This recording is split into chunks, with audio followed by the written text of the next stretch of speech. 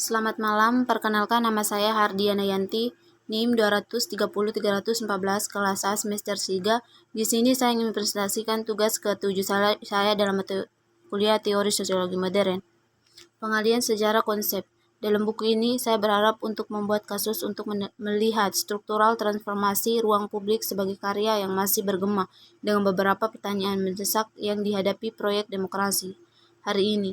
Dalam mengistimewakan karya ini dan kategori ruang publik, saya menyarankan bahwa jika kita ingin memperkaya pemahaman kita tentang masalah yang dihadapi imajinasi demokratif yang kita membaca karya Habermas, kemudian bekerja melalui lensa transformasi struktural dan kuncinya kekhawatiran.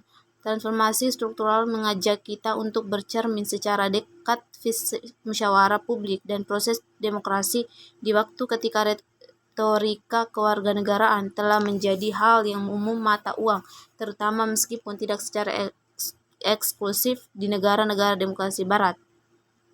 Dengan latar belakang perkembangan yang mencolok, semakin teknik pemasaran politik yang canggih, perubahan media budaya yang mengimplikasikan institusi yang bercita-cita untuk terhubung warga negara dengan yang berkuasa, politik etnisitas dan etnonasionalisme yang terkadang bisa menggusur dan terkadang sesuai dengan rencana kewarganegaraan dan pola politik perilaku seperti tingkat pemungutan suara yang sangat rendah yang menyoroti ketidakpuasan yang meluas terhadap lembaga-lembaga resmi demokrasi, terutama pada generasi muda.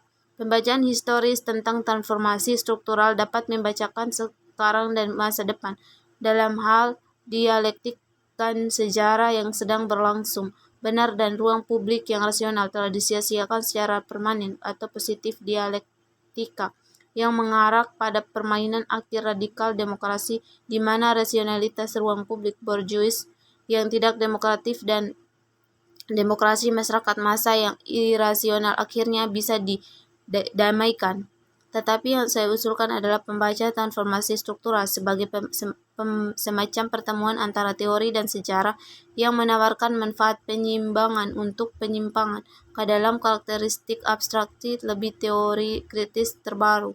Ini adalah jenis perhatian yang didasarkan pada sejarah terhadap evolusi bencana, praktik, dan institusi yang menyenangkan perbuatan lebih banyak untuk memberi energi dan merangsang pemikiran kita tentang demokrasi daripada suatu keasyikan yang abstrak secara filosofis dengan hubungan antara hukum, moralitas, dan akal, atau secara institusional keasyikan abstrak dengan norma-norma konstitusional dan hak asasi manusia. Keduanya telah menjadi pusat proyek Habermasian dalam beberapa tahun terakhir. Inti dari transformasi struktural bukanlah untuk memberi sejarah, untuk memberi makna aspirasi nostalgia kita. Dan Habermas sendiri tidak pernah mengidealkan ruang publik abad ke-18 sampai tingkat tertentu yang dituduhkan oleh para pengkritiknya. Sebaliknya, ia menawarkan kita kerangka acuan yang dapat membantu kita untuk merefleksikan kedua titik koneksi. Diskontinuitas antara masa lalu dan kesulitan kita saat ini. Meskipun sebagai historiografi mungkin tidak selalu berhasil dengan profesional sejarawan, sejarah pemikiran sosial dan politik dapat menemukan lebih banyak di transformasi struktural daripada karya-karya Habermas yang lebih baru. Untuk mengekspos selip antara ambigu, sejarah kompleks, dan cita-cita luhur atau sistem teoretis besar, kita mulai kemudian dengan survei tema utama transformasi struktural. Ruang publik bergeois.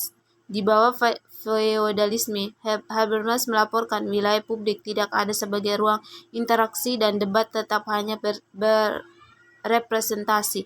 Aristokrasi dan bangsawan memakai drama simbolis keagungan dan keagungan di hadapan rakyatnya untuk berbicara tentang ranah publik, bahkan menyesatkan sejauh publisitas sebagai atribut status atau performatif mode lebih signifikan daripada lokasi spasial. Hubungan antara publisitas representatif ini dan tontonan yang dimediasi masa hari ini. Kehidupan publis tipis itu hanya bertujuan bertunjuk yang dipantas sebelum orang, bukan atas nama publik. Faktanya tidak ada publik sebagai seperti, hanya tampilan publik, sebuah ranah publik yang berbeda dan akibat wajarnya.